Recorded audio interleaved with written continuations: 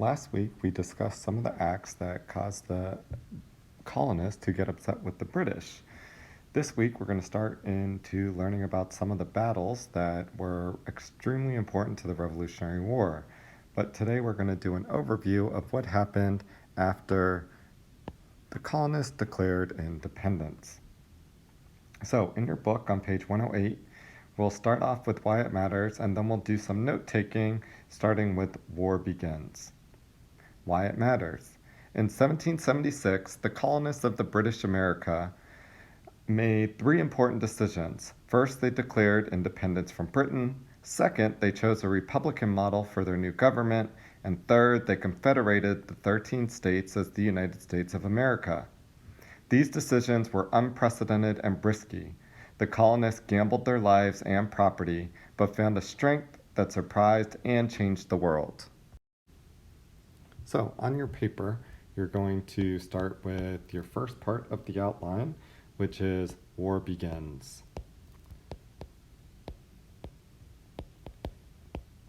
There will be some points where I have you add the information in on your own, other points where you can copy the information in from what I give you. Let's start with War Begins. In early 1775, the dispute between the British government and the colonists take a drastic turn. Following the passage of the Coercive Acts, in addition to being the military commander, General Thomas Gage had been named governor of Massachusetts. John Hancock, Samuel Adams, and other colonial leaders then convened a provincial congress to govern Massachusetts without Gage. They also began to stockpile arms and ammunition. So, under War Begins, the most important thing to note is that it's 1775, which is the year that war is going to break out. So war breaks out. And the second thing to note here is the term coercive acts. And we actually had mentioned the coercive acts before, but we called it under a different term, which is the intolerable acts. So these are the exact same thing, except you can hear them both interchangeably called intolerable or coercive. So your second section is now the battles of Lexington and Concord. The battles of Lexington and Concord. And you can shorten Lexington to Lex and Concord.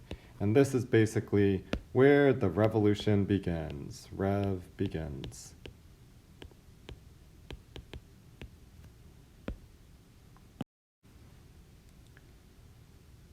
On April 19, 1775, war erupted at Lexington and Concord, two country towns west of Boston.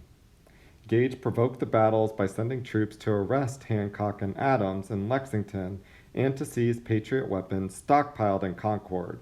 Tipped off by men including Paul Revere, who had ridden into the countryside to warn of the approaching British troops, the local patriots rallied to drive the troops back to Boston.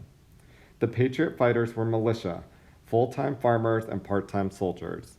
So there's a few things that we're going to note in here, and the first thing is just the date, April 19th, 1775. And tomorrow and Wednesday, when you're working on the different battles and finding information on them, you'll notice that these dates become important in terms of how the shift to the British and the Americans, the war shifts to one or the other.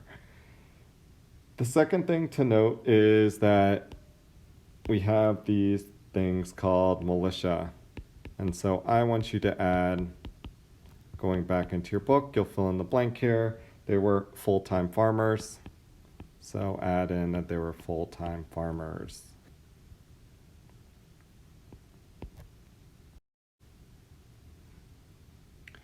By morning, about 70 patriots had gathered on the Lexington Green. As the British soldiers, called Redcoats, marched into the town at dawn, the British commander ordered the militia to disperse. As they did, someone fired a shot. When the shooting stopped, 8 patriots were dead. The Redcoats marched on to Concord. What happened next stunned the British. the British troops began their march back to Boston following a skirmish with Patriots in Concord. However, hundreds of Minutemen, Patriot militia, who earned their name by their ability to respond quickly to calls for soldiers, lined the roads, firing at the British from behind trees and stone walls. The Patriots killed or wounded more than 200 British soldiers. Stunned and exhausted, the British reached the safety of Boston in the late afternoon. From throughout New England, thousands of Patriot militiamen rushed to confine the British troops in the city. Provincial assemblies of patriots seized control of the New England colonies. Loyalists, or colonists who remained loyal to Britain, fled to take refuge in Boston. But would the rest of the colonies help New England fight the British? So now we have in this battle, there were 70 patriots that were prepped to fight against the British. So 70 patriots were prepped to fight against the British. And they note something in here that is something that I want you to note, the term redcoats. And redcoats were just another name for British soldiers.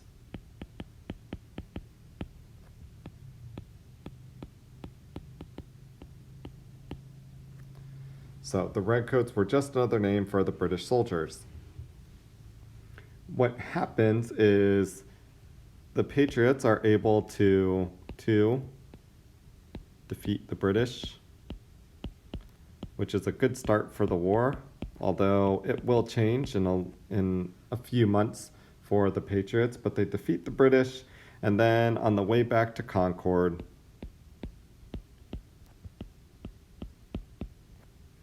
the British lose more, and then Concord to Boston.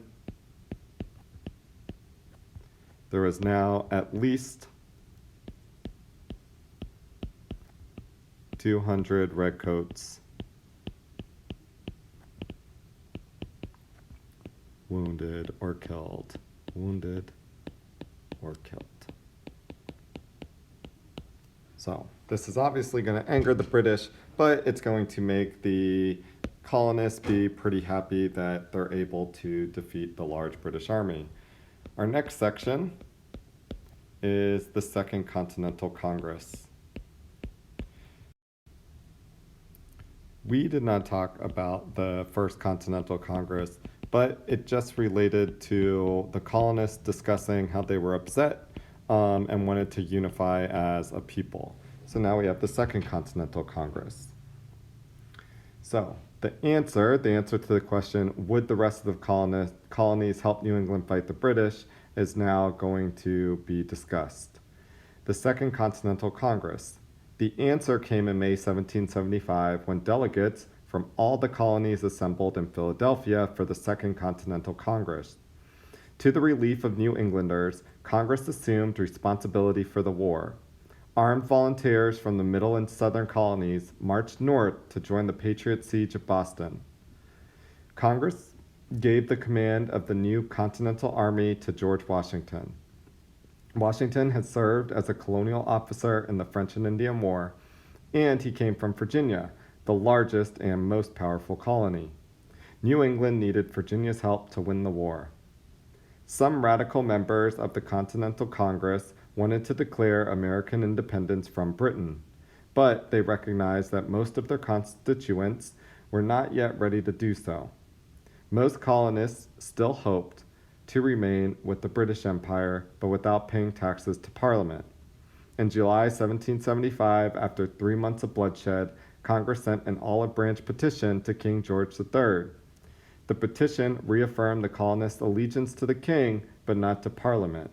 The king rejected the petition and sent more troops to Boston. So, in the Second Continental Congress, a few major things that you need to know are, it happened in May 1775. So it was roughly a month after the first battle of Lexington and Second Battle of Concord, which are considered one. And the second thing is Washington is given control of the army. So Washington given control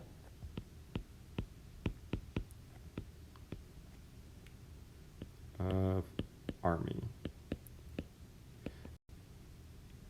in that second paragraph, they note that some of the members of this Second Continental Congress um, did want to try and remain in allegiance to the king, but emphasized that they didn't like Parliament. And that last sentence, the king rejected the petition and sent more troops to Boston, might be something that you want to note on your paper. So, as we continue, we start to see these two factions in the US develop. So, on page 110, they say the Patriots and Loyalists disagree. So, we're going to talk about the Patriots and the Loyalists, and we'll start our notes once we get into Loyalist fair disorder. Patriots and Loyalists disagree. Most colonists supported the Continental Congress and the boycott of British imports, but a large minority preferred British rule. These colonists were later called Loyalists, champions of law and order.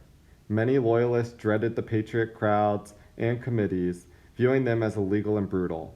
One Loyalist declared, "If I must be enslaved, let it be by a king at least, and not by a parcel of upstart, lawless committeemen. If I must be devoured, let me be devoured by the jaws of a lion, and not gnawed to death by rats and vermin." So we do have some of these loyalists that were pretty strong against the war and the declaring of independence. So this common misconception that everybody in the US was ready to be independent, it's not something that's true. It's just that because we know how the war turns out, the colonists win. A lot of these voices were kind of quelled afterwards because they no longer had any power. So now we get into Loyalist fair disorder. Although many Loyalists opposed British taxes, they felt that Parliament and the Crown must be obeyed as the legitimate government of the Empire. The Loyalists feared that the resistance would lead to a deadly and destructive war that Britain seemed certain to win. They doubted that the colonists could defeat an empire that had recently crushed the combined powers of France and Spain. So, one of their major reasons, so these are going to be reasons. Reason A is they didn't think the small American army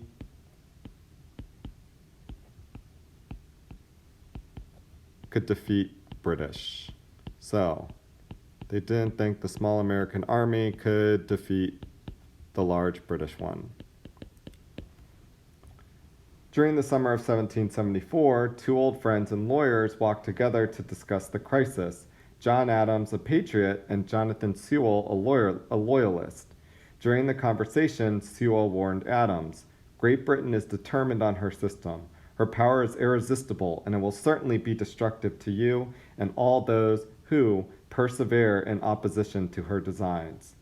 Adams boldly replied, "I know that Great Britain is determined in her system, and that has determined me on mine. Swim or sink, live or die, survive or perish with my country. That is my unalterable determination." So the second reason, other than the small American army could not defeat Britain, we want to add could not defeat Britain in there. They also were fearful that it would kind of end up in chaos in the colonies, if these Minutemen did end up defeating Britain. So now we continue on into the Loyalists oppose Patriots' demands. So Loyalists oppose demands. You can just put Pat demands.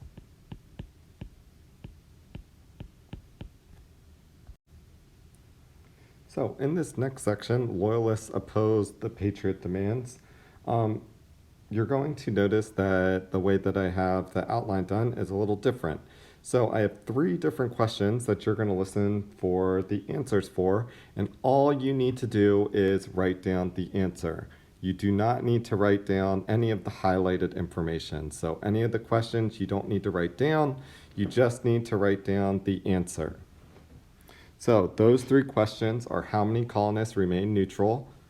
The second one, what did the Loyalists resent Patriots for shutting down? And the third one, why didn't the Native Americans prefer the British? So just listen for the answers um, to those questions.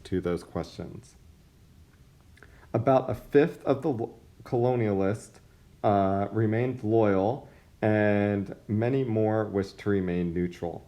According to stereotype, loyalists were wealthy elitists who sold out their fellow colonists to reap profitable offices in the British government. A few loyalists that did fit that description, but many more were ordinary farmers and artisans. Others belonged to cultural minorities who feared oppression by the patriot majority. Loyalists disliked the taxes, oaths of allegiance, and militia drafts demanded by the new Patriot authorities to support the Patriots' war. They also resented the Patriots for shutting down Loyalist newspapers and for punishing people who criticized the Patriots' actions. Loyalists concluded that the Patriots demanded more in taxes and allowed less free speech than did the British. Loyalism also appealed to Native Americans and to enslaved people. The Indians wanted British help to keep out the settlers pressing westward. Because slaveholders led the revolution in the southern colonies, their slaves saw the British as the true champions of liberty. Thousands of enslaved people sought their freedom by running away to join the British forces. So, continuing on with opinion swings toward independence, again, you do not have to write the questions down. All you have to do is note the answers. So, as you're listening, I will continue to kind of give you a helpful spot where to find that answer, and then all you have to do is write down the answer. Again, you do not have to write the question. You don't have to write the question, just the answer. In January 1776, a short but powerful book swung popular opinion in the colonies in favor of independence. Entitled Common Sense, the book was by Thomas Paine, a recent immigrant from England who had been both an artisan and a tax collector. In Common Sense, many Americans read what they long believed but had not known to express. Similar ideas would soon appear in the Declaration of the Colonists' Independence. Thomas Paine's radical proposal. In simple but forceful and direct language, Paine proposed a radical course of action for the colonies, independence from Britain, republican state governments, and a union of the new states. Paine denounced the king and aristocrats of Britain as frauds and parasites. He wanted the common people to elect all of their government, not just a third of it. Paine depicted the king, rather than Parliament, as the greatest enemy of American liberty. He hated the rigid class structure of Britain for smothering the hopes of common people without a noble title or money. A republic, he argued, would provide opportunities to reward merit rather than inherited privilege. Freed from the empire, Americans could trade with the entire world. By uniting to create a republic, Americans could create a model that would inspire common people everywhere to reject kings and aristocrats. Paine concluded, "The cause of America is in a great measure, and cause of all of mankind." This view was new and powerful in 1776, when the revolution was a desperate gamble. So Paine becomes an extremely important person because his book inspires people.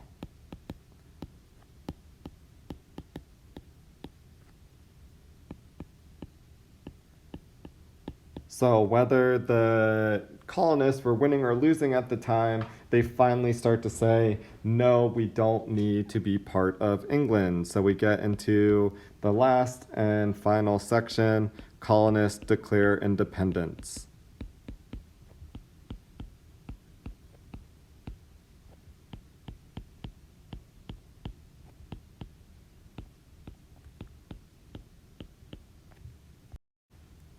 Again, as in the previous sections, those that are highlighted and are just questions, you don't need to write the question, you just need to write the answer as we're reading through the final section. So colonists declare independence.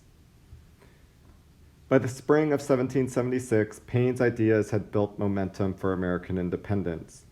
Noting the shift in public opinion, Congress selected a committee to draft a document declaring American independence and explaining the reasons for it. On July 2nd, Congress voted that America was free.